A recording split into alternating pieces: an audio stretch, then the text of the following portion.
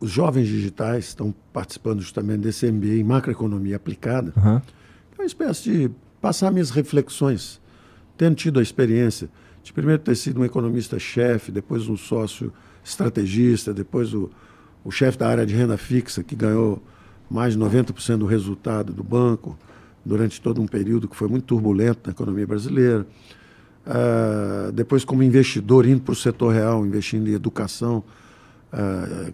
Eu sempre segui esse conselho. Eu nunca deixei a educação, eu sempre tive a mão. Eu estava no setor financeiro, mas eu estava sempre promovendo alguma coisa na área de educação. Então, essa volta agora, ela é até mais ampla. Eu vou ser chanceler de uma universidade, eu vou criar um curso de medicina robótica, que eu estava investindo nessa área um pouco antes de eu ir para o governo. Também um curso de medicina robótica e um de transição energética. A gente vai falar um pouco disso lá na frente, mas é só para não perder a oportunidade de dizer desse compromisso meu com a educação, que ele é antigo, ele é muito antigo. O Simons, que tinha sido meu professor aqui, foi ministro da Fazenda lá atrás, ele dizia sempre, olha, não solta nunca a educação. Se você for para o governo, ele tinha me indicado, quando o Tancredo Neves foi eleito, ele e o Delfim me indicaram para o Dornelles, que seria, então, foi o ministro da Fazenda, que me sondou para o Banco Central. E eu fui conversar com o Simons e tudo, e ele tinha poucos meses antes, ele tinha me dito, não faça como a nossa geração, nós íamos muito jovens para o governo, fazemos experiências com o país, e depois a gente fica conhecido, vai ganhar dinheiro, etc. Faça o contrário. Faça como os americanos. Primeiro terço da vida você estuda, o segundo terço você fica independente, ganha seus recursos, faz as suas experiências com você mesmo e na velhice você vai e presta serviço para o seu país e leva a sua experiência para ajudar o país, em vez de fazer experiências com o país. Mas nunca solte a educação. Fique sempre de mão dada com a educação, porque aquilo te mantém sempre pensando, conversando com os acadêmicos. No fundo é o seguinte, é que as ciências econômicas são extraordinariamente poderosas, elas têm impacto na prosperidade dos indivíduos, na vida dos povos, no destino das nações. Então é muito importante você estar percebendo o tempo inteiro o que está acontecendo, para onde a coisa está indo. Então, só para dizer que essa foi um convite que foi uma imensa alegria para mim, jovens digitais. É claro que os acadêmicos que me conhecem da época de academia, poxa, você agora vai ser professor de curso de... Sim, sim. O objetivo é justamente esse, é compartilhar conhecimento, difundir o máximo possível, da forma mais acessível possível, para todo mundo entender. E isso era uma coisa que o filósofo da ciência, o Karl Popper, dizia, a primeira responsabilidade do intelectual é dominar o seu campo. Estuda tudo, lê tudo, vê todos os ângulos. Vai ser sempre muito difícil se atualizar, mas tente. Depois tente os campos correlatos, para você exatamente aprender com coisas, por exemplo, um economista tem que conhecer a história. Ele precisa conhecer a história, ele precisa conhecer um pouco de sociologia, ciência política, ter cuidado para não se perder, porque tem muita coisa ruim escrita em campos menos... A ciência não é exata.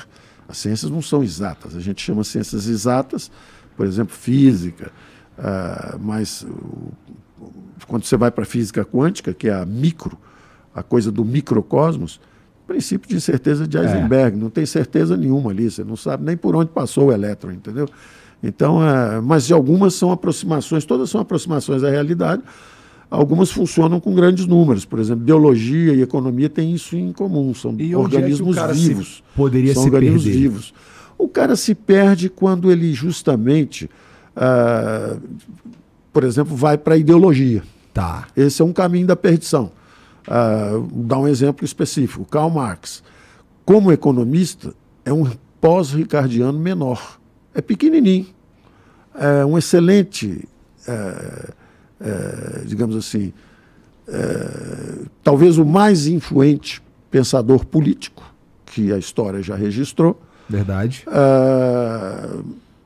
Certamente um historiador e sociólogo com alguma sensibilidade poética para o momento que ele estava vivendo.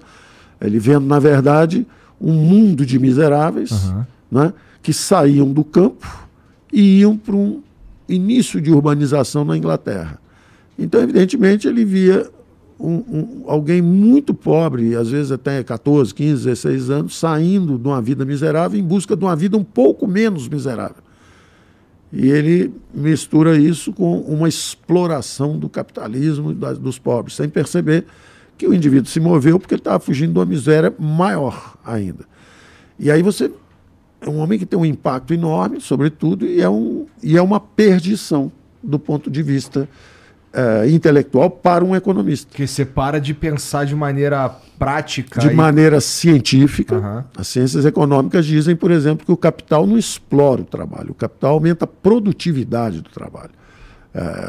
Exemplo, onde há só gente e pouco capital, a China, durante o período comunista brabeira, o Mao Tse-tung, mais de 40 milhões de mortes por uma grande fome, produtividade baixíssima e salário miserável, porque não tinha capital, só tinha gente. Então, o salário é um salário muito baixo. É como o Malthus falando também durante a Idade Média. Era a lei de ferro dos salários, era o salário suficiente só para procriação. A população não crescia, estava sempre em torno de 200 milhões de habitantes, ia para 220, faltava comida, tinha uma guerra, voltava para 180. Justamente quando começam a se distribuir as técnicas de comercialização, a produtividade, a industrialização, as inovações tecnológicas, a população do mundo, depois de 1000 anos, oscilando em torno de 200 milhões, ela dispara e está agora chegando a 8 bilhões. Ou seja, se nós fôssemos ainda 200 milhões, seríamos super ricos todos. Todo mundo era bilionário. Mas nós mesmos é que transformamos essa abundância de recursos em mais gente, mais filhos, vamos crescer, vamos ter... Está tudo certo, é uma escolha humana. Em vários, por exemplo, a Europa é um continente em declínio populacional, com a demografia perversa, porque eles já chegaram a uma civilização sofisticada o suficiente para dizer, olha, eu estou mais preocupado com qualidade de vida que com quantidade. Então agora nós vamos ter famílias menores. Aí eles começam a descer. Mas aí começa a receber fluxos migratórios de países onde há ainda fome, desesperança, miséria. E aí esse povo começa a fluir em busca de melhores oportunidades. E aí você vê as deduções completamente equivocadas, como é que o socialista se perde completamente do ponto de vista de teoria econômica e leva, inclusive, países à miséria. Está aí a Venezuela, está aí a Argentina com a hiperinflação, Cuba virou um país miserável, renda per capita baixíssima. E você vê os outros países que seguiram o caminho da prosperidade. Essas experiências aí são no caminho para chegar no socialismo, né? Na verdade, o socialista como uma filosofia, se ele for um social-democrata, tudo bem, tá tudo certo. É como um liberal-democrata, tá tudo certo também. O problema é realmente o extremismo. Não é? Quando você exagera para um lado e a reação vem do outro, porque normalmente é assim. Extremismo do lado, extremismo do outro lado, começam a bater e infeliza a vida de todo mundo. Quando, na verdade, nós tínhamos que ter uma convivência pacífica, celebrando a harmonia. Agora, há ideologias que dividem as populações. Se você diz que tem um conflito permanente de rico contra pobre, você aí o outro começa a se armar. Um conversa em invadir terra, aí o outro pede para usar revólver. Você vai invadir minha terra, eu vou te dar um tiro. E não é um caminho muito construtivo. É por aí, né? que um economista se perderia. Pela ideologia Pela ideologia. A ideologia é uma perda extraordinária, porque justamente o que acontece? Os países onde a China, quando o Deng Xiaoping, ao contrário do Mao Tse-tung, quando o Deng Xiaoping abriu a China para capital estrangeiro, para tudo isso, para fazer as grandes fábricas, etc., a China começou a se tornou capitalista. Hoje o capitalismo é o país mais capitalista do mundo, é o capitalismo selvagem mesmo, não tem sindicato, não tem oposição, não tem imprensa criticando, não tem nada. É capitalismo pau puro, 5.0. Só que é uma sociedade politicamente fechada. Mas o que acontece? Quando tem acumulação de capital, nos últimos 30, 40 anos, foi a maior escape à miséria que a humanidade já executou. São quase 4 bilhões de seres humanos. Na verdade, não é só a China, é o Paquistão, é a Indonésia, é a Índia. quer dizer, toda a Eurásia, a gente chama dos eurasianos, né? O maior escape à miséria que já houve na história da humanidade. 4 bilhões de seres humanos escapando da miséria através da acumulação de capital.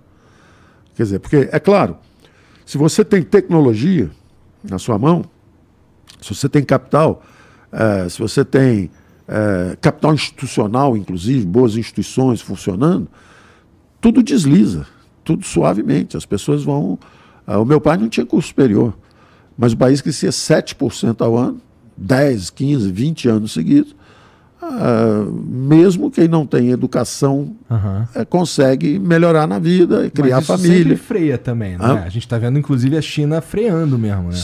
O que acontece normalmente é que os regimes dirigistas que a gente chama de planejamento central, etc., eles fecham politicamente, começam a fazer fábricas, instalações industriais, hidrovias, ferrovias, aeroportos, vão fazendo aquilo, porque são tecnologias conhecidas.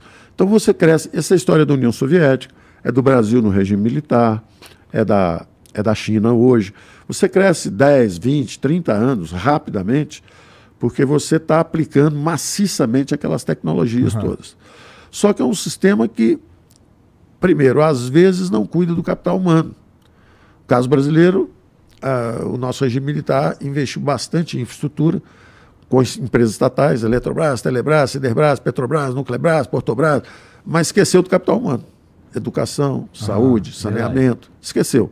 Quando nós redemocratizamos, nós fomos nessa direção. Mas não tivemos a capacidade de transformar o Estado. Justamente o Estado fazer o seguinte, em vez de fazer chapa de aço com prejuízo, privatiza e usa os recursos na educação, na saúde, no saneamento, vai na outra direção. Nós ficamos prisioneiros. Nós não conseguimos fazer essa transição até hoje. Ela é uma transição ainda incompleta.